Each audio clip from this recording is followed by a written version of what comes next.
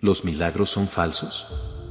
Spinoza explica cómo te engañan con lo sobrenatural. ¿Alguna vez te has preguntado por qué algunas personas afirman haber presenciado milagros mientras otras jamás los experimentan? ¿Es posible que lo que llamamos milagro sea simplemente el nombre que le damos a nuestra propia ignorancia? En un mundo donde millones buscan desesperadamente señales divinas, donde las redes sociales se inundan de imágenes de vírgenes que lloran sangre, donde multitudes se reúnen para presenciar apariciones sobrenaturales, ¿no es curioso que estos fenómenos ocurran precisamente en comunidades predispuestas a creer en ellos? Imagina por un momento el Ámsterdam del siglo XVII. Una ciudad próspera, cosmopolita, refugio de judíos sefardíes que habían huido de la persecución en España y Portugal. Entre ellos, la familia Spinoza, comerciantes respetados dentro de la comunidad. Su hijo, Baruch, un joven brillante educado en la tradición judía, comienza a frecuentar círculos intelectuales donde conoce las nuevas ideas científicas de Descartes y Galileo. ¿Qué pasaría si este joven empezara a cuestionar no solo los milagros bíblicos sino la misma idea de lo sobrenatural? Lo que sucedió fue uno de los escándalos filosóficos más importantes de la historia occidental. Con apenas 24 años, Baruch Spinoza fue excomulgado mediante un herem, la forma más severa de excomunión en la tradición judía. El decreto, que aún se conserva, prohibía a cualquier miembro de la comunidad acercarse a menos de 4 codos de él, leer sus escritos o incluso pronunciar su nombre. ¿Qué ideas podían ser tan peligrosas como para merecer semejante castigo? ¿Por qué el pensamiento de un solitario pulidor de lentes provocó tanto temor entre las autoridades religiosas y políticas de su tiempo? Hoy vamos a sumergirnos en el pensamiento revolucionario de Spinoza sobre los milagros y lo sobrenatural. Y quizás, al final de este recorrido, descubramos que lo verdaderamente milagroso no son las excepciones al orden natural, sino nuestra capacidad para comprender ese orden. ¿Quién fue Spinoza y por qué fue tan peligroso? Baruch Spinoza nació en Ámsterdam el 24 de noviembre de 1632 en el seno de una familia de comerciantes judíos portugueses. ¿Qué significaba ser judío en la Europa del siglo XVII? Para muchos, significaba vivir con miedo. Apenas 50 años antes, miles de judíos habían sido expulsados de España y Portugal, obligados a convertirse al cristianismo o a huir. Los padres de Spinoza conocían perfectamente esa historia de persecución. Holanda representaba una excepción, un raro espacio de tolerancia religiosa en la Europa de la época. Pero esta tolerancia tenía límites, especialmente dentro de las propias comunidades religiosas. La comunidad judía de Ámsterdam, traumatizada por siglos de persecución, vigilaba celosamente la ortodoxia de sus miembros. ¿Te has preguntado alguna vez cómo se siente ser vigilado por tu propia comunidad? ¿Cómo reaccionarías si las personas que deberían protegerte se convirtieran en tus jueces? El joven Baruch recibió una educación tradicional en la ETSAIM, la escuela de la sinagoga portuguesa. Allí estudió hebreo, la Torá, el Talmud y los comentaristas medievales. Pero también, en secreto, comenzó a leer a autores prohibidos como Maimónides, Giordano Bruno y René Descartes. ¿Qué encontró Spinoza en estos pensadores heterodoxos? Una forma diferente de concebir a Dios y la naturaleza, una visión del mundo basada en la razón más que en la revelación. A los 23 años, el padre de Spinoza murió, dejándole una deuda considerable. ¿Has sentido alguna vez que la muerte de un ser querido te libera, en cierto modo, para ser quien realmente eres? Para Spinoza, la muerte de su padre parece haber sido el catalizador de su ruptura definitiva con la tradición. Poco después, en 1656, ocurrió el evento que cambiaría su vida para siempre. La sinagoga portuguesa de Ámsterdam emitió un decreto de herem, excomunión, contra él.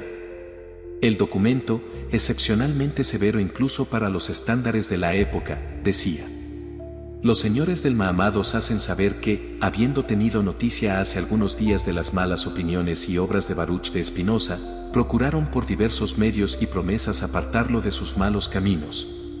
Pero no habiendo podido remediarlo y recibiendo, por el contrario, cada día más noticias de las horribles herejías que practicaba y enseñaba, y de los actos monstruosos que cometía, han decidido por unanimidad, en presencia de los señores Acamín, que dicho Spinoza sea excomulgado y apartado de la nación de Israel. ¿Puedes imaginar lo que significa ser declarado muerto por tu propia comunidad?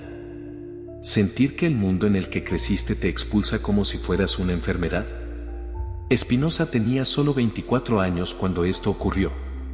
Cambió su nombre de Baruch, que significa bendito en hebreo, a Benedictus, su equivalente en latín, y se mudó a las afueras de Ámsterdam.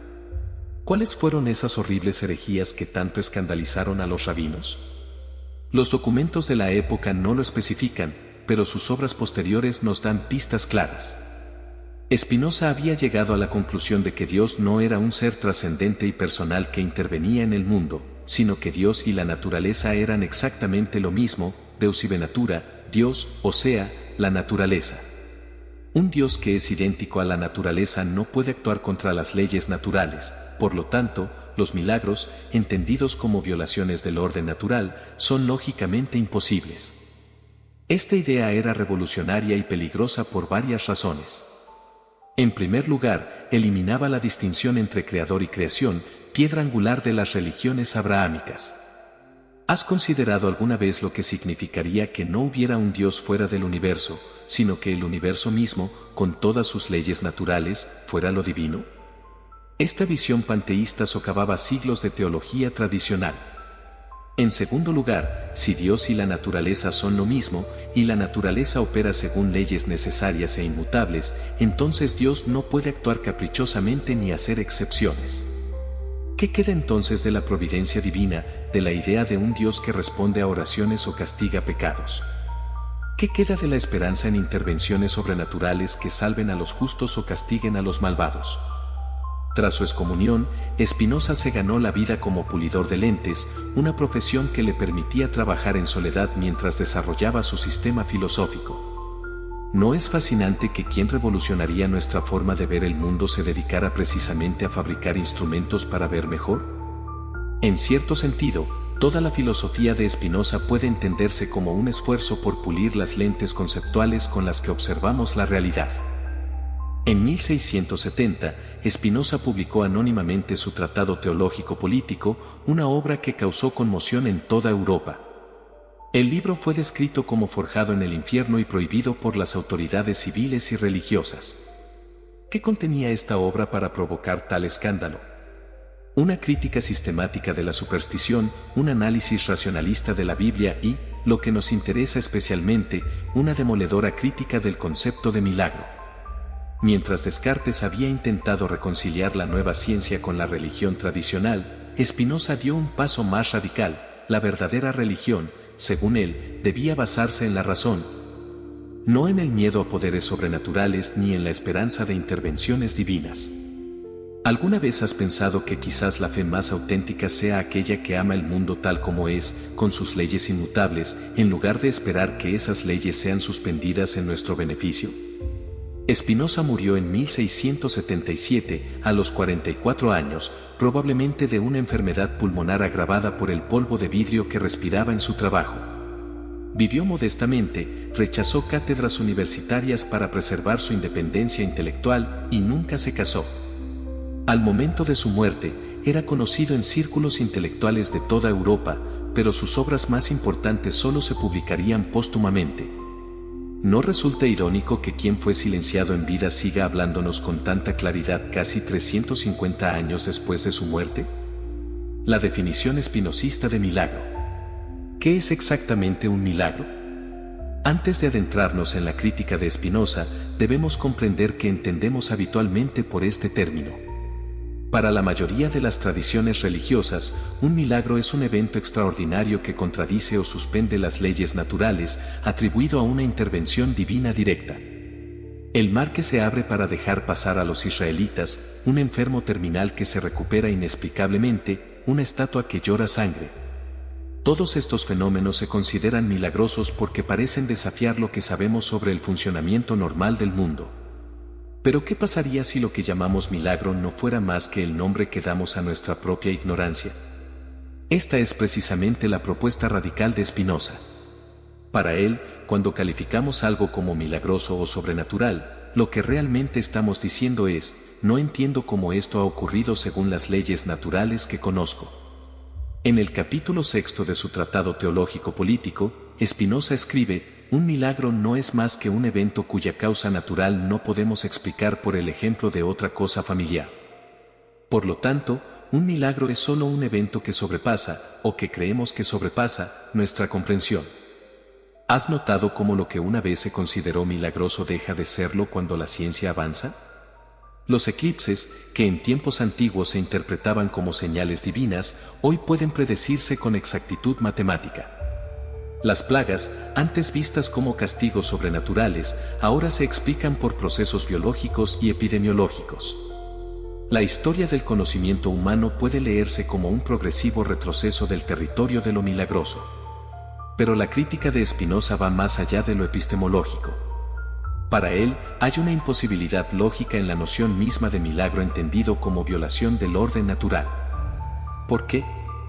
Porque si Dios y la naturaleza son lo mismo, Deus ibe natura, entonces las leyes naturales no son imposiciones externas que Dios pueda suspender a voluntad, sino expresiones necesarias de la esencia divina misma. Imagina por un momento que eres un autor escribiendo una novela.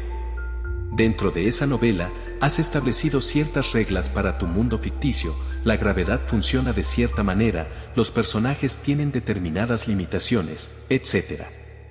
Si de repente violas esas reglas sin explicación, tus lectores sentirán que algo no cuadra. Para Spinoza, un Dios que viola las leyes naturales sería como un autor inconsistente, contradiciendo su propia creación. Este argumento tiene raíces profundas en la tradición filosófica. Ya Maimónides, el gran pensador judío medieval que tanto influyó en Spinoza, había sugerido que atribuir milagros a Dios era, en cierto modo, disminuirlo. ¿No es más grandioso un Dios que crea un universo tan perfecto desde el principio que no necesita intervenir constantemente para arreglarlo? ¿Pero qué hacemos entonces con todos los relatos de milagros en las tradiciones religiosas? ¿Debemos simplemente descartarlos como supersticiones? No necesariamente. Spinoza propone una reinterpretación. Los eventos descritos como milagrosos en los textos sagrados pueden haber ocurrido realmente, pero no como suspensiones del orden natural, sino como manifestaciones de ese orden que los observadores de la época no podían comprender. Por ejemplo, cuando la Biblia describe que Dios detuvo el sol para que Josué pudiera completar su batalla, Josué 10, 12-13, no debemos entender que literalmente el sol, o más precisamente, la rotación de la Tierra, se detuvo, lo cual violaría las leyes fundamentales de la física. Más bien, podríamos interpretar que ocurrió algún fenómeno natural inusual, como un día excepcionalmente largo debido a condiciones atmosféricas particulares, que fue interpretado por los observadores de la época como una intervención divina directa. ¿Te has preguntado alguna vez por qué los milagros parecen concentrarse en ciertas épocas y culturas y disminuir a medida que el conocimiento científico avanza? Para Spinoza, esto no es casualidad. A menor conocimiento de las causas naturales, mayor tendencia a atribuir eventos inusuales a causas sobrenaturales. Esto nos lleva a una conclusión provocadora: la creencia en milagros no solo refleja ignorancia sobre las causas naturales, sino que activamente la fomenta. ¿Por qué investigar las causas naturales de un fenómeno si ya lo hemos atribuido cómodamente a la voluntad divina? La superstición, según Spinoza, no es solo un error intelectual, sino un obstáculo para el progreso del conocimiento. Sin embargo, Spinoza no es un simple desmitificador que pretende reducir todo lo maravilloso a lo ordinario. Para él, comprender las leyes naturales no disminuye el asombro, sino que lo transforma. ¿No es acaso más asombroso un universo que funciona según leyes inteligibles que un caos donde todo puede suceder por intervención sobrenatural? ¿No es más impresionante que la naturaleza, incluyendo nuestra mente, sea capaz de comprenderse a sí misma? Los milagros bíblicos bajo la lupa espinosista. Si los milagros son imposibles como violaciones del orden natural, ¿cómo debemos interpretar entonces los numerosos relatos milagrosos que encontramos en la Biblia y otras escrituras sagradas? ¿Debemos descartarlos como simples ficciones? ¿O existe una forma de entenderlos que respete tanto el texto como la razón? Para responder a estas preguntas, Spinoza desarrolla en su Tratado Teológico Político un método revolucionario de interpretación bíblica. En lugar de asumir que la Biblia es la palabra literal de Dios, propone estudiarla como un documento histórico, escrito por autores humanos en contextos históricos específicos.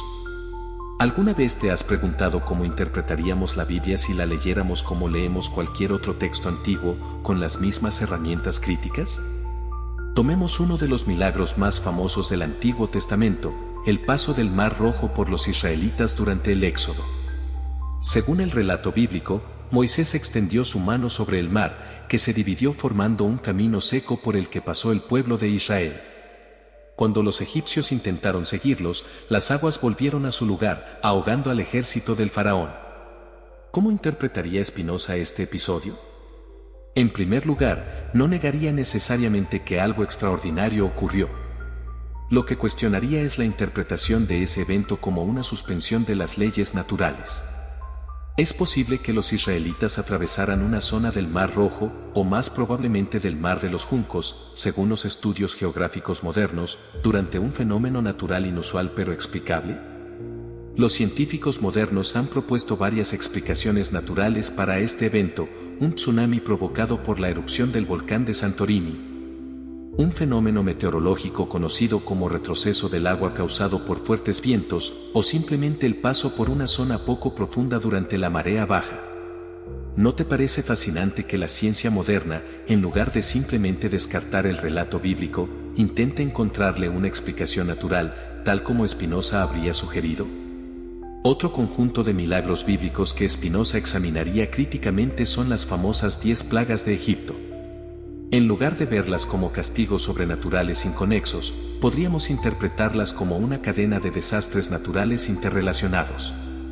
Una inundación inusual del Nilo, primera plaga, agua convertida en sangre, podría haber provocado la proliferación de ranas, segunda plaga, que al morir masivamente generarían condiciones para la reproducción de insectos, tercera y cuarta plagas, piojos y moscas, que a su vez transmitirían enfermedades al ganado y a las personas, quinta y sexta plagas. Y así sucesivamente. ¿Has notado cómo esta interpretación, lejos de desmitificar completamente el relato, lo enriquece mostrando la interconexión de los fenómenos naturales? Para Spinoza, este tipo de lectura no disminuye el carácter divino del evento, pues la naturaleza misma es divina. Lo que hace es transformar nuestra comprensión de lo divino, no un Dios antropomórfico que interviene caprichosamente, sino un orden natural majestuoso y complejo. Los milagros de curación relatados tanto en el Antiguo como en el Nuevo Testamento también merecen una consideración especial. ¿Cómo explicaría Spinoza, por ejemplo, las curaciones realizadas por Jesús? Sin negar la historicidad de Jesús ni su extraordinaria influencia, Spinoza sugeriría explicaciones que no requieran la violación de las leyes naturales. Sabemos hoy que muchas enfermedades tienen un fuerte componente psicosomático y que la sugestión puede producir efectos físicos reales.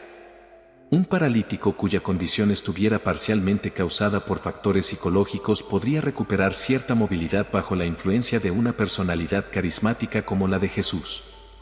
Otras curaciones podrían explicarse por remisiones espontáneas, fenómenos raros pero naturales, coincidencias temporales o diagnósticos erróneos de la época. No resulta significativo que muchos de los milagros de curación atribuidos a Jesús involucren condiciones que hoy sabemos pueden tener componentes psicosomáticos, parálisis, ceguera, sordera. O que pueden presentar remisiones espontáneas, lepra, que podría confundirse con otras enfermedades de la piel menos graves. Finalmente, Spinoza dedicaría especial atención a las profecías y visiones descritas en la Biblia.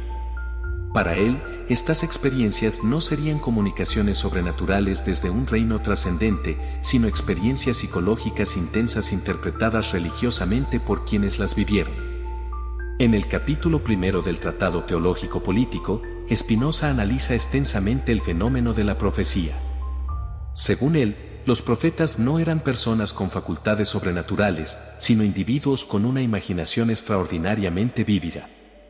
Sus visiones, inspiradas por su contexto cultural y preocupaciones morales, se expresaban en el lenguaje simbólico propio de su tiempo.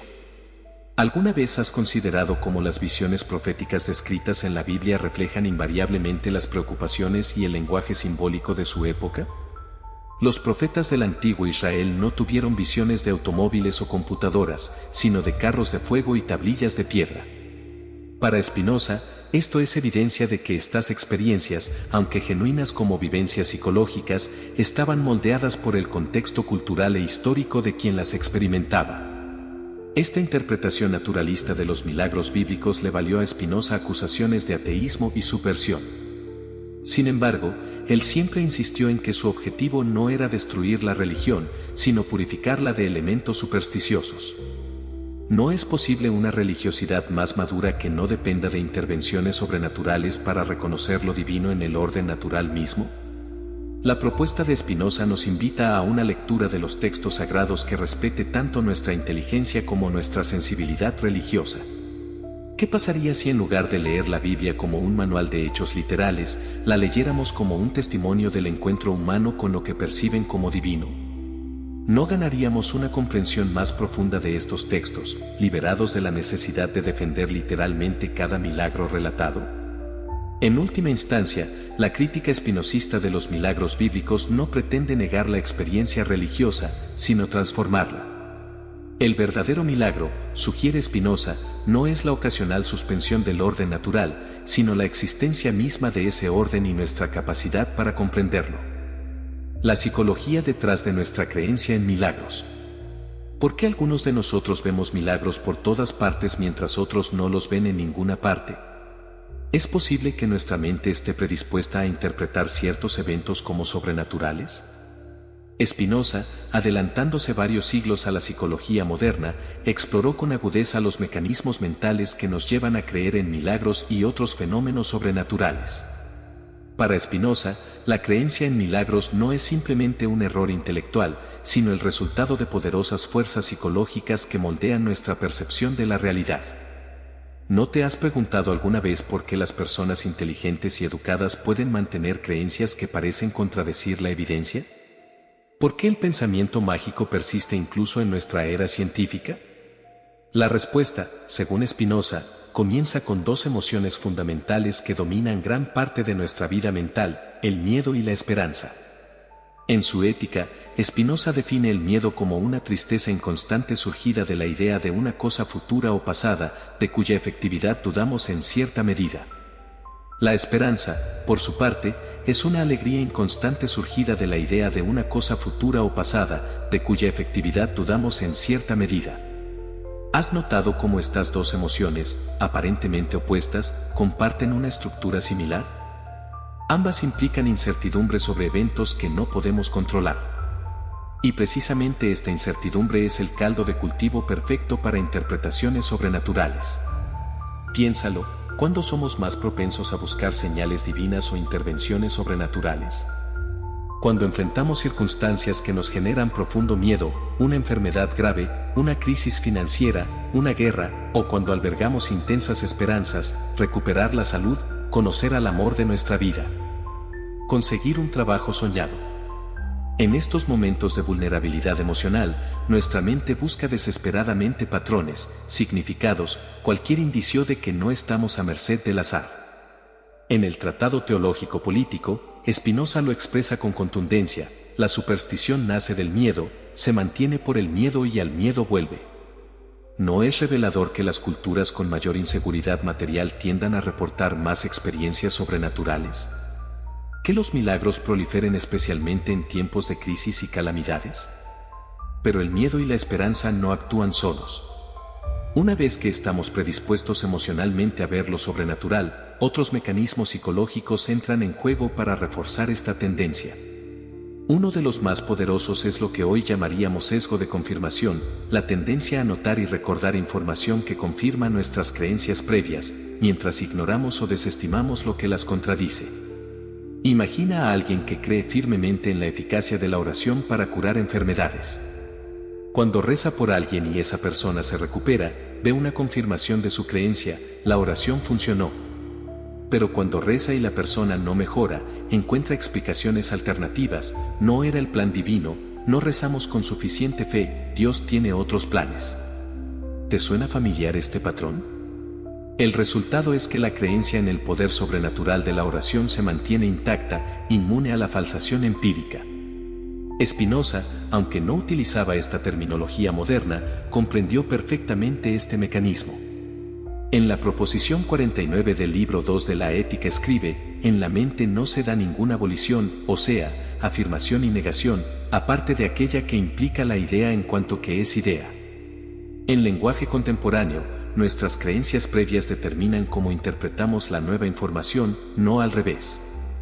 ¿Has observado cómo las personas que creen firmemente en milagros parecen encontrarlos por todas partes, mientras que los escépticos no los ven en ninguna parte? ¿No es curioso que los milagros religiosos tiendan a ocurrir precisamente dentro de las tradiciones que los esperan y reconocen? Otro error cognitivo que Spinoza identificó es lo que hoy llamamos la falacia post hoc, ergo propter hoc, después de esto, por lo tanto a causa de esto. Tendemos a asumir que si un evento ocurre después de otro, el primero causó el segundo. Recé para que mi cáncer desapareciera y una semana después los médicos no encontraron rastro del tumor, por lo tanto, la oración causó la curación. Esta inferencia causal ignoraría otros factores relevantes, como tratamientos médicos previos o la posibilidad de una remisión espontánea. Para Spinoza, este tipo de razonamiento es particularmente problemático porque confunde la ignorancia de las causas reales con el conocimiento de una causa sobrenatural. En la proposición 36 del apéndice al libro y de la Ética, escribe: los hombres suponen comúnmente que todas las cosas de la naturaleza actúan, al igual que ellos mismos, por razón de un fin. E incluso tienen por cierto que Dios mismo dirige todas las cosas hacia un cierto fin, pues dicen que Dios ha hecho todas las cosas con vistas al hombre y ha creado al hombre para que le rinda culto. ¿No es esto exactamente lo que hacemos cuando atribuimos a intervención divina la curación de una enfermedad o la supervivencia a un accidente? Suponemos que Dios actúa con vistas a nosotros, como un agente que responde a nuestras súplicas o necesidades personales. Para Spinoza, esta es una proyección antropomórfica que dice más sobre nuestra psicología que sobre la realidad. Un tercer factor psicológico que explica nuestra propensión a creer en milagros es el poder de las narraciones testimoniales. Como seres humanos, somos extremadamente sensibles a las historias personales, especialmente cuando son emotivas y provienen de personas que consideramos confiables. Un relato vívido y emotivo de una experiencia milagrosa puede resultarnos más convincente que frías estadísticas o explicaciones científicas abstractas. ¿Alguna vez te has encontrado más persuadido por el testimonio apasionado de alguien que afirma haber experimentado un milagro que por las explicaciones racionales que sugieren lo contrario? No eres el único. Spinoza entendía que la imaginación y las pasiones suelen tener más fuerza persuasiva que el intelecto. En la proposición 17 del libro 4 de la Ética señala: el hombre está sujeto siempre, necesariamente, a las pasiones y sigue el orden común de la naturaleza, obedeciéndolo y acomodándose a él cuanto lo exige la naturaleza de las cosas. Esta vulnerabilidad a las historias emotivas explica por qué los relatos de milagros se propagan tan eficazmente, especialmente cuando provienen de figuras de autoridad o personas cercanas a nosotros. ¿No es significativo que tendamos a creer más fácilmente en milagros ocurridos dentro de nuestra propia tradición religiosa o cultural, relatados por personas que ya consideramos confiables? La conjunción de estos factores psicológicos, el miedo y la esperanza como motores emocionales, el sesgo de confirmación como filtro perceptivo, la falacia post hoc como error inferencial, y el poder persuasivo de los testimonios personales, crea un terreno fértil para la creencia en milagros y otras intervenciones sobrenaturales. ¿Significa esto que Spinoza consideraría a quienes creen en milagros como personas irracionales o engañadas? No necesariamente. Su análisis es más sutil y compasivo. Para él, estos sesgos y errores de razonamiento son parte de nuestra naturaleza humana, no defectos individuales. Como escribe en el prefacio del libro 3 de la Ética, nada ocurre en la naturaleza que pueda atribuirse a un defecto suyo, pues la naturaleza es siempre la misma, y es siempre la misma, en todas partes. Su eficacia y potencia de obrar. Spinoza no busca ridiculizar a los creyentes, sino ayudarnos a todos a comprender los mecanismos psicológicos que moldean nuestras creencias. Su objetivo final es liberarnos del dominio de las pasiones y la superstición, para alcanzar lo que él llama la beatitud, un estado de comprensión racional y amor intelectual hacia el orden necesario del universo. ¿No es este, en cierto modo, el objetivo compartido por la ciencia y la filosofía? Comprender el mundo tal como es, no como nuestros miedos y esperanzas nos llevan a imaginarlo. La función social de los milagros según Spinoza. Si los milagros son psicológicamente tan atractivos, ¿qué papel juegan en la sociedad? ¿Por qué todas las culturas parecen tener alguna forma de creencia en lo sobrenatural? ¿Es posible que estas creencias, más allá de su validez objetiva, cumplan funciones sociales importantes? Estas son preguntas que Spinoza abordó con notable agudeza sociológica, anticipándose a pensadores como Durkheim, Weber o Marx. Para Spinoza, la creencia en milagros no es solo un fenómeno psicológico individual, sino una poderosa herramienta de control social y cohesión grupal. En el prefacio del Tratado Teológico Político, Spinoza identifica el mecanismo fundamental, el gran secreto del régimen monárquico y su máximo interés consisten en mantener engañados a los hombres y en disfrazar, bajo el especioso nombre de religión, el miedo con el que se los quiere controlar, a fin de que luchen por su esclavitud como si se tratara de su salvación. ¿Te has preguntado alguna vez por qué los líderes religiosos y políticos a lo largo de la historia han promovido tan activamente la creencia en milagros y otros fenómenos sobrenaturales? Según Spinoza, la respuesta es simple: quien controla lo milagroso controla también las conductas de los creyentes. Piénsalo, si creo que Dios interviene directamente en el mundo para premiar a los virtuosos y castigar a los pecadores, seré mucho más propenso a seguir las normas morales que supuestamente reflejan la voluntad divina. Si creo que ciertos líderes religiosos tienen acceso privilegiado a lo sobrenatural, tenderé a obedecer sus mandatos y consejos. ¿No es esta una forma extraordinariamente eficaz de control social? La historia nos muestra innumerables ejemplos de cómo las supuestas manifestaciones sobrenaturales han sido utilizadas para legitimar el poder político. Los faraones egipcios se presentaban como dioses encarnados. Los emperadores romanos afirmaban tener conexión directa con las deidades. Los reyes europeos gobernaban por la gracia de Dios y supuestamente podían curar enfermedades con su toque. Incluso en sociedades modernas, muchos líderes políticos buscan asociarse con lo sagrado y lo milagroso para fortalecer su autoridad.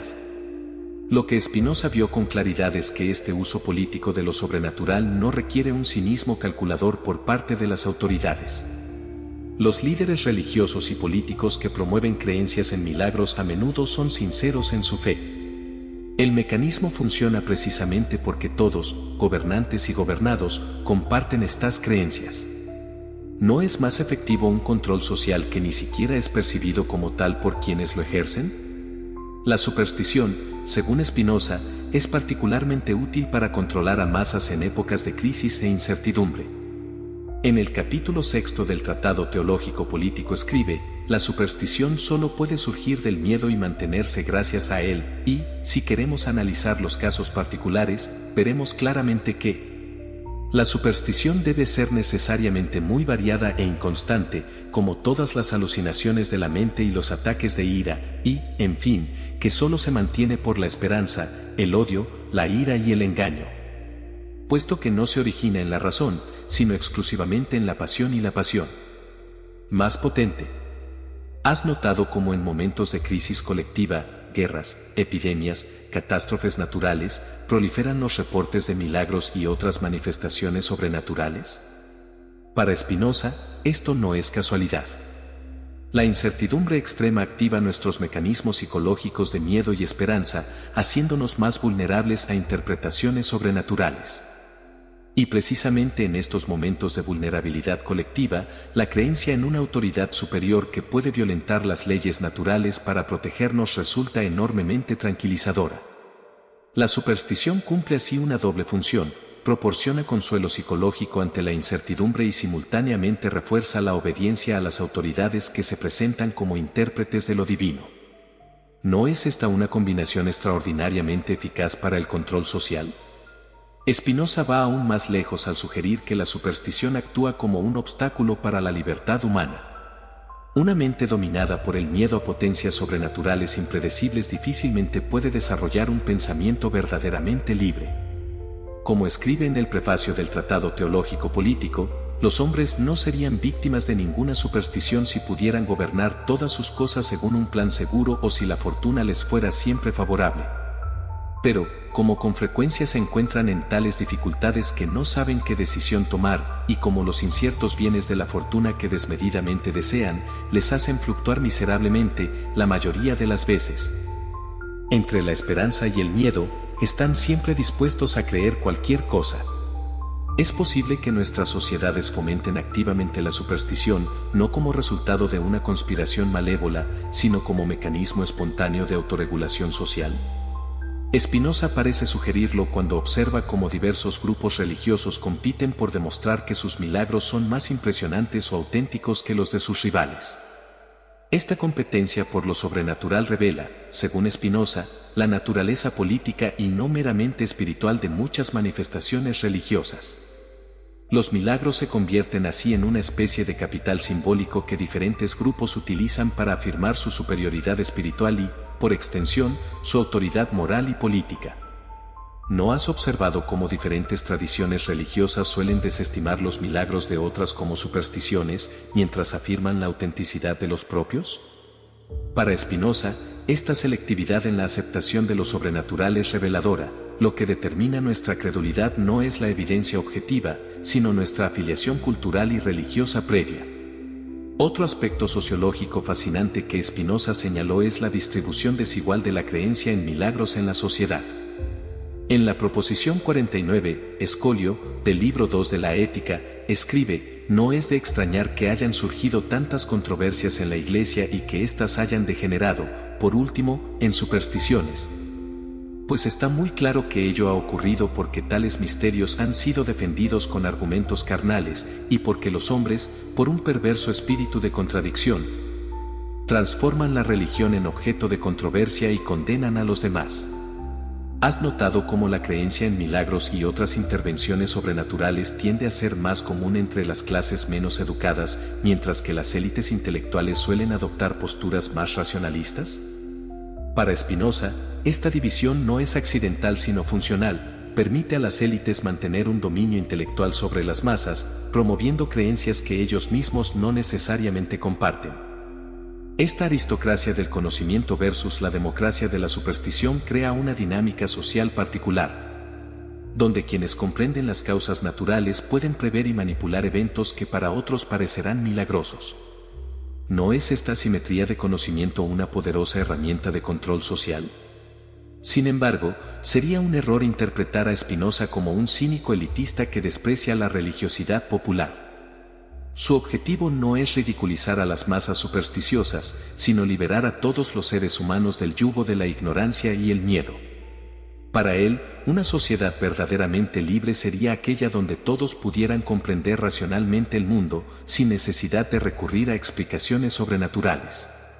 Como escribe hacia el final del Tratado Teológico Político, el fin último del Estado no es dominar a los hombres ni sujetarlos por el miedo y someterlos a otro, sino, por el contrario, librarlos a todos del miedo para que vivan, en cuanto sea posible, con seguridad, esto es, para que conserven al máximo su derecho natural de existir y de obrar sin daño suyo ni ajeno. ¿No es esta visión de una sociedad donde la superstición ha sido reemplazada por la comprensión racional un ideal que sigue siendo relevante 3 siglos después? ¿Y no es precisamente la persistencia de creencias en lo sobrenatural uno de los obstáculos para alcanzar esa sociedad más libre y racional que Spinoza imaginaba? Ciencia moderna y milagros, ¿qué diría Spinoza hoy? Si pudiéramos traer a Spinoza al siglo XXI, ¿qué pensaría sobre nuestra relación actual con los milagros y lo sobrenatural? ¿Cómo evaluaría el impacto de 3 siglos de avances científicos sobre las creencias religiosas? ¿Se sorprendería de la persistencia de lo sobrenatural en la era de los smartphones y la inteligencia artificial? Para responder estas preguntas, debemos primero reconocer una tendencia histórica innegable, el progresivo retroceso del terreno de lo milagroso ante el avance de la explicación científica. Fenómenos que durante milenios se atribuyeron a causas sobrenaturales, desde los eclipses hasta las epidemias, desde los terremotos hasta los trastornos mentales, han recibido explicaciones naturales cada vez más precisas. Este proceso histórico confirma poderosamente la intuición central de Spinoza: lo que en una época se considera milagroso tiende a naturalizarse a medida que aumenta nuestro conocimiento de las causas. Lo sobrenatural no es una categoría fija, sino un espacio que se contrae progresivamente. ¿Te has preguntado alguna vez por qué ya nadie interpreta los eclipses como señales divinas, mientras que hace apenas unos siglos causaban pánico colectivo y rituales de apaciguamiento? ¿O por qué condiciones como la epilepsia, antes consideradas posesiones demoníacas, hoy son tratadas médicamente sin controversia? La respuesta es simple: conocemos sus causas naturales con suficiente detalle como para que las explicaciones sobrenaturales resulten innecesarias. Sin embargo, este retroceso de lo sobrenatural no ha sido absoluto ni uniforme. Ciertos ámbitos de la experiencia humana siguen siendo terreno fértil para interpretaciones milagrosas, especialmente allí donde nuestro conocimiento sigue siendo parcial o donde intervienen factores complejos y difíciles de controlar. La salud y la enfermedad constituyen uno de estos ámbitos persistentes de lo aparentemente milagroso. ¿Por qué tantas personas, incluso en sociedades altamente medicalizadas, siguen atribuyendo curaciones a intervenciones divinas? ¿Por qué los santuarios de curación milagrosa como Lourdes siguen recibiendo millones de peregrinos cada año? Para Spinoza, la respuesta radicaría en la complejidad intrínseca de los procesos biológicos y en nuestra limitada comprensión de los mismos. Cuando los médicos no pueden explicar una recuperación inesperada, muchos encuentran consuelo y sentido en atribuirla a una intervención sobrenatural. Remisión espontánea es simplemente el nombre que la medicina moderna da a lo que no puede explicar completamente, exactamente como Spinoza habría predicho. ¿No resulta significativo que las curaciones milagrosas tiendan a concentrarse en condiciones con alta variabilidad de resultados, como ciertos tipos de cáncer, o en trastornos con fuerte componente psicosomático? ¿Y no es revelador que prácticamente nunca veamos milagros en casos como regeneración de miembros amputados o reversión inmediata de síndrome de Down, condiciones cuya imposibilidad desde mecanismos naturales conocidos es absoluta? Los estudios científicos sobre la efectividad de la oración para la curación ofrecen otro ángulo fascinante para nuestra hipotética conversación con Spinoza. Desde los años 1980, diversos estudios han intentado evaluar si la oración intercesora tiene efectos measurable en la recuperación de pacientes. Los resultados han sido inconsistentes en el mejor de los casos y francamente negativos en los estudios metodológicamente más rigurosos. Un metaanálisis publicado en 2006 en el Journal of Clinical Psychology examinó 17 estudios sobre oración intercesora, concluyendo que no hay evidencia de que la oración afecte a las personas por las que se ora. El estudio Study of the Therapeutic Effects of Intercessory Prayer, publicado ese mismo año, incluso encontró tasas ligeramente mayores de complicaciones entre pacientes cardíacos que sabían que se estaba rezando por ellos, posiblemente debido al estrés adicional de sentir que su condición era tan grave como para requerir ayuda sobrenatural. ¿Qué diría Spinoza sobre estos resultados? Probablemente los vería como una confirmación de su postura: si la oración funcionara como una intervención sobrenatural que viola las leyes naturales, debería producir efectos consistentes y measurables, independientes de factores como las expectativas del paciente o la calidad de su atención médica.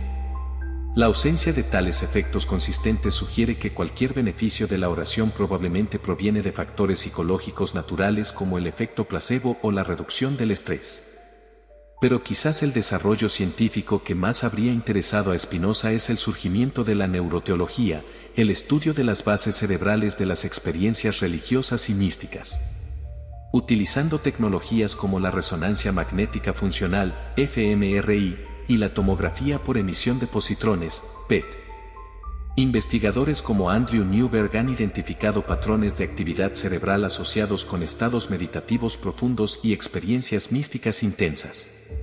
Estos estudios han revelado que durante experiencias de unión con lo divino, ciertas áreas del cerebro muestran actividad reducida, particularmente el lóbulo parietal, asociado con nuestra percepción de los límites espaciales del yo, mientras otras áreas muestran actividad intensificada, como el sistema límbico, relacionado con emociones intensas. Algunos investigadores han logrado incluso inducir experiencias similares a las místicas mediante estimulación magnética transcraneal de áreas específicas del cerebro. ¿No habría visto Spinoza en estos descubrimientos una poderosa confirmación de su tesis? Las experiencias que muchos interpretan como contacto con lo sobrenatural tienen bases biológicas naturales perfectamente estudiables. Lo que percibimos como trascendencia del orden natural es, en realidad, un fenómeno natural en sí mismo, la actividad de nuestro cerebro bajo condiciones particulares. Sin embargo, es importante aclarar que estos avances científicos no refutan necesariamente la experiencia religiosa. Como el propio Spinoza habría reconocido, identificar las bases naturales de nuestras experiencias espirituales no las hace menos significativas o transformadoras. Un atardecer no pierde su belleza porque comprendamos la física de la dispersión de la luz que lo produce. La pregunta clave para Spinoza no sería si las experiencias religiosas intensas existen, claramente existen como fenómenos psicológicos reales, sino cómo las interpretamos. ¿Requieren la intervención de agentes sobrenaturales que suspendan las leyes naturales? ¿O pueden entenderse como manifestaciones particularmente intensas de nuestras capacidades cognitivas y emocionales naturales? Esta distinción nos lleva a otro ámbito donde lo aparentemente milagroso persiste, las coincidencias extraordinarias que parecen desafiar toda probabilidad. Alguien sueña con un familiar lejano y al despertar recibe la noticia de su fallecimiento. Una persona piensa en un amigo que no ve hace años y ese mismo día se lo encuentra en la calle. Una madre tiene un presentimiento de que su hijo está en peligro justo cuando éste sufre un accidente a miles de kilómetros. ¿Cómo explicaría Spinoza estas coincidencias aparentemente milagrosas? En primer lugar, nos recordaría el poder de los sesgos cognitivos, particularmente el sesgo de confirmación y el sesgo de recuerdo selectivo. Recordamos y damos importancia a las coincidencias extraordinarias precisamente porque son extraordinarias, mientras olvidamos fácilmente las miles de ocasiones en que nuestros presentimientos no se cumplen o nuestros sueños no se corresponden con eventos reales. En segundo lugar, Spinoza nos invitaría a considerar la escala. En un mundo con miles de millones de personas experimentando miles de pensamientos cada día, es estadísticamente inevitable que ocurran coincidencias que, vistas aisladamente, parecen desafiar toda probabilidad. Lo verdaderamente milagroso sería que tales coincidencias no ocurrieran. ¿No te has preguntado por qué estos milagros de coincidencias extraordinarias nunca parecen producir conocimiento nuevo verificable? ¿Por qué los presentimientos y premoniciones tienden a ser vagos o solo adquieren significado retrospectivamente? ¿Por qué nadie adivina consistentemente los números de la lotería o prevé con precisión caídas del mercado bursátil? La respuesta, diría Spinoza, es que estas experiencias no representan acceso a información sobrenatural, sino el funcionamiento normal, aunque a veces sorprendente, de nuestras capacidades cognitivas naturales. Nuestro cerebro es una extraordinaria máquina de detectar patrones, tan eficaz que a veces ve patrones significativos incluso donde solo hay coincidencias aleatorias.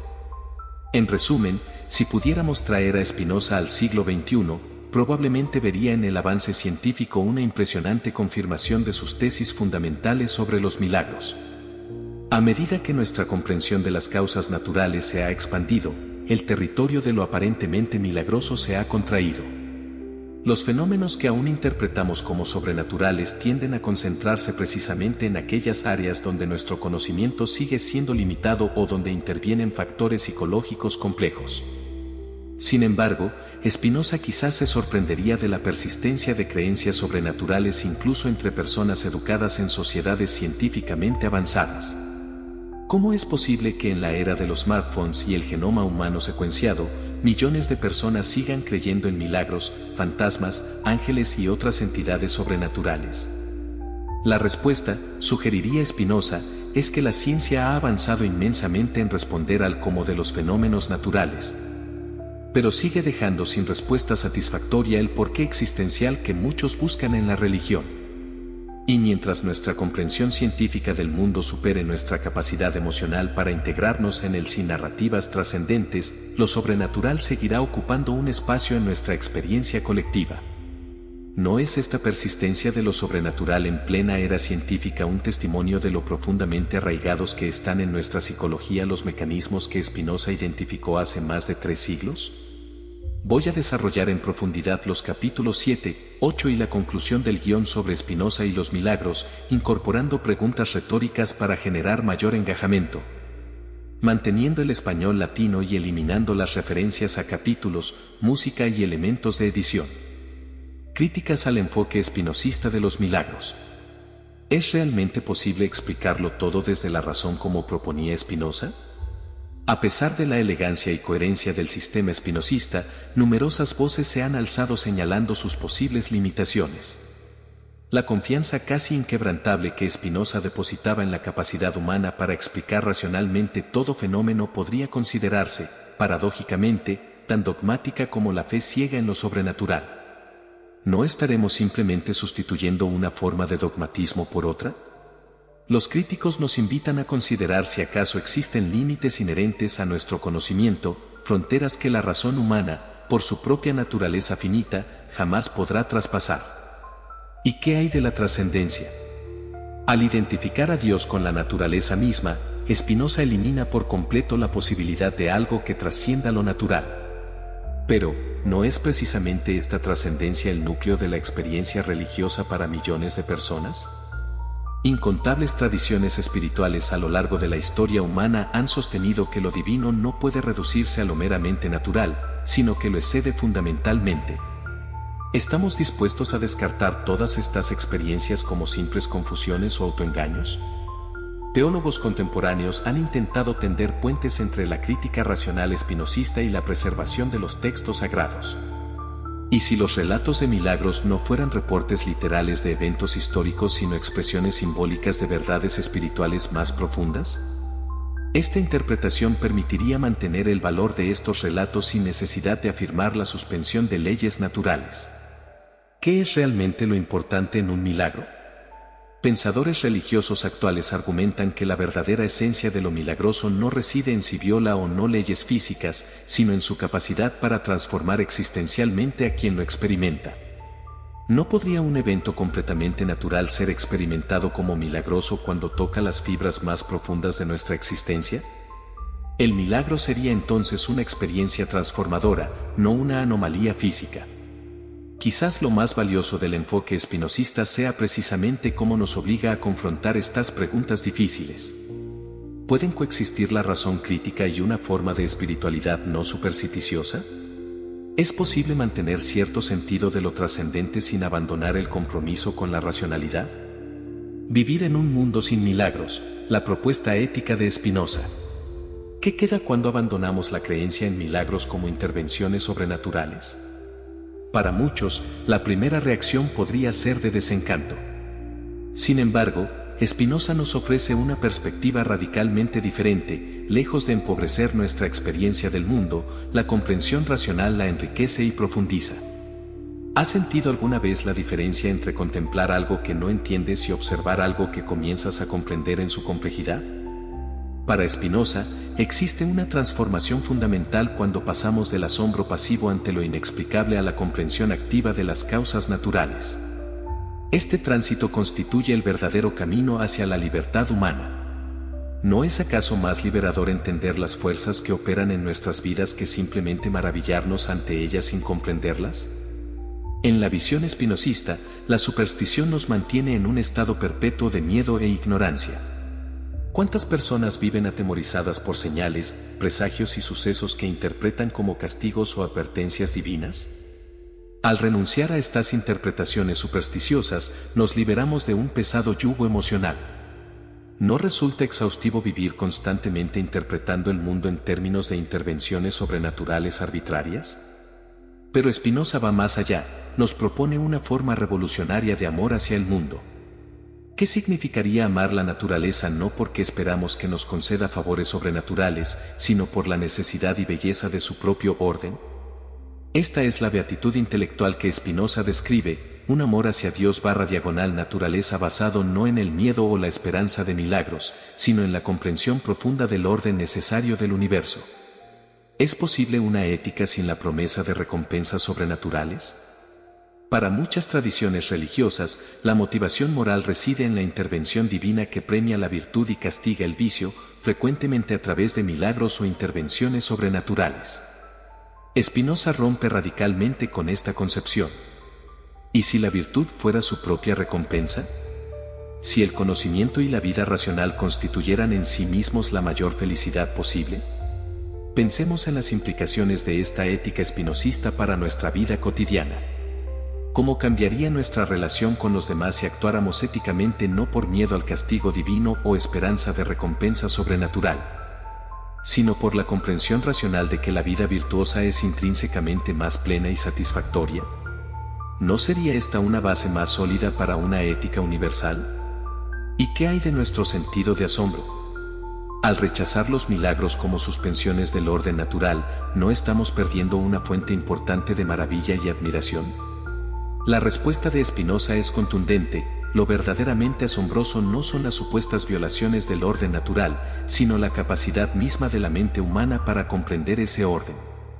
Nuestra razón, como parte de la naturaleza, puede conocer la naturaleza misma. ¿No es este el verdadero milagro? Cuando contemplamos el funcionamiento de una célula, la inmensidad de las galaxias o las ecuaciones que describen el comportamiento fundamental de la materia, ¿no experimentamos un asombro incluso mayor que ante un supuesto evento sobrenatural? La diferencia es que este asombro no proviene de la ignorancia sino del conocimiento, no del miedo sino de la comprensión. La relevancia contemporánea del enfoque espinosista. ¿Por qué Spinoza sigue resultando tan provocador en nuestro mundo actual? En una era dominada por la ciencia y la tecnología, podríamos pensar que las ideas espinosistas sobre los milagros ya no son relevantes.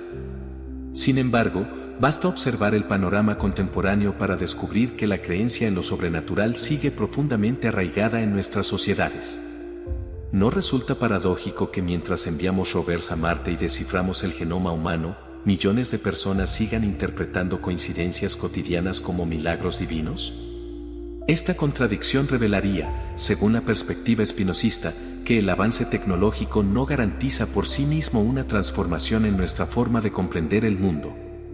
¿Qué diría Spinoza sobre los milagros virales que inundan nuestras redes sociales?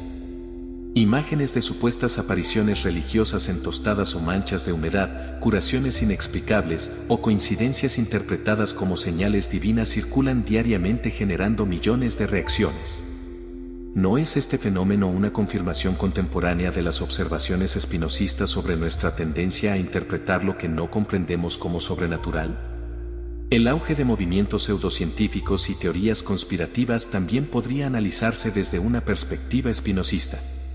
¿No representan estos fenómenos nuevas formas de superstición disfrazadas de racionalidad? Cuando atribuimos eventos complejos a fuerzas ocultas o conspiraciones globales, ¿no estamos repitiendo el mismo patrón que Spinoza identificó en la atribución de fenómenos naturales a intervenciones divinas?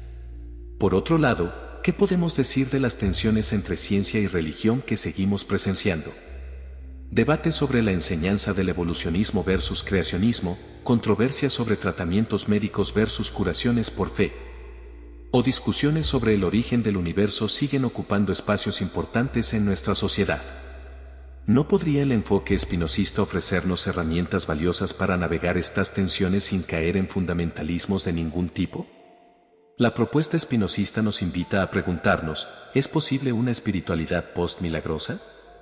¿Podemos desarrollar formas de espiritualidad que no dependan de la creencia en intervenciones sobrenaturales, sino que se fundamenten en una comprensión más profunda del orden natural? Numerosos movimientos espirituales contemporáneos parecen moverse en esta dirección, intentando reconciliar los avances científicos con una experiencia de asombro y reverencia ante el cosmos. ¿Y qué hay de la dimensión política que Spinoza identificó en la manipulación de lo milagroso? En una era de hechos alternativos y noticias falsas, ¿no seguimos viendo cómo el control de lo que se presenta como extraordinario o inexplicable sirve a agendas políticas específicas? La advertencia espinosista sobre cómo la superstición facilita la manipulación social parece más relevante que nunca en nuestro panorama mediático contemporáneo. El legado revolucionario de Spinoza. Después de este recorrido por el pensamiento espinosista sobre los milagros y lo sobrenatural, ¿qué conclusiones podemos extraer para nuestra propia vida y comprensión del mundo? Spinoza nos desafía con una pregunta fundamental: ¿qué es realmente más maravilloso? Un universo caprichoso donde las leyes naturales pueden suspenderse arbitrariamente según la voluntad divina. ¿O un cosmos gobernado por principios inteligibles que, poco a poco, nuestra razón puede descubrir y comprender? La respuesta espinosista es contundente: no necesitamos lo sobrenatural para experimentar asombro y reverencia. La naturaleza misma, cuando la comprendemos verdaderamente, es infinitamente más asombrosa que cualquier milagro imaginado. ¿No resulta más sobrecogedor contemplar los miles de millones de galaxias del universo observable que creer en la separación milagrosa de un mar? ¿No es más maravilloso comprender los mecanismos de la evolución que permitieron el surgimiento de la diversidad biológica que atribuir la creación de cada especie a un acto divino separado? El mensaje revolucionario de Spinoza resuena con especial fuerza en nuestro tiempo: la superstición no es solo un error epistemológico, sino también una forma de esclavitud. Mientras atribuyamos los acontecimientos a fuerzas sobrenaturales arbitrarias, seguiremos siendo prisioneros del miedo y la esperanza irracional. ¿No es acaso verdadera libertad comprender las causas naturales de lo que nos ocurre en lugar de atribuirlo a designios misteriosos? ¿Y si el verdadero milagro fuera nuestra propia capacidad para comprender? En un universo vasto e indiferente, ha surgido una criatura, nosotros, capaz de reflexionar sobre sí misma y sobre el cosmos que la contiene. Este hecho, explicable naturalmente a través de los procesos evolutivos, no deja de ser asombroso. Como parte de la naturaleza, hemos desarrollado la capacidad de comprender la naturaleza misma. ¿No es esto, en cierto sentido, la naturaleza conociéndose a sí misma? La invitación final de Spinoza es clara y desafiante: no renunciar al asombro, sino transformarlo. Pasar del asombro nacido de la ignorancia al asombro que surge de la comprensión. Del miedo ante lo desconocido a la alegría de conocer. ¿Estamos dispuestos a aceptar este desafío? ¿Nos atreveremos a encontrar lo verdaderamente milagroso no en la suspensión ocasional de las leyes naturales, sino en la existencia misma de esas leyes y en nuestra capacidad para comprenderlas? En una época donde la inmediatez y la superficialidad dominan, donde buscamos constantemente estímulos extraordinarios para sentirnos vivos, el mensaje de Spinoza nos recuerda que la verdadera profundidad de la experiencia humana no está en lo sobrenatural, sino en una comprensión más honda de lo natural. ¿No sería esta la verdadera revolución espiritual que necesitamos? ¿Has experimentado alguna vez algo que consideraste milagroso? ¿Te has preguntado si tu interpretación estaba influenciada por el miedo, la esperanza o el desconocimiento de las causas naturales? ¿O quizás has sentido ese otro tipo de asombro, el que surge no de la ignorancia sino del conocimiento, al contemplar la vastedad del cosmos o la complejidad de la vida? El legado de Spinoza nos invita a hacernos estas preguntas, no para disminuir nuestra experiencia del mundo, sino para profundizarla. Porque quizás, como él sugirió hace más de 3 siglos, el camino hacia la verdadera libertad comienza por comprender, no por maravillarse.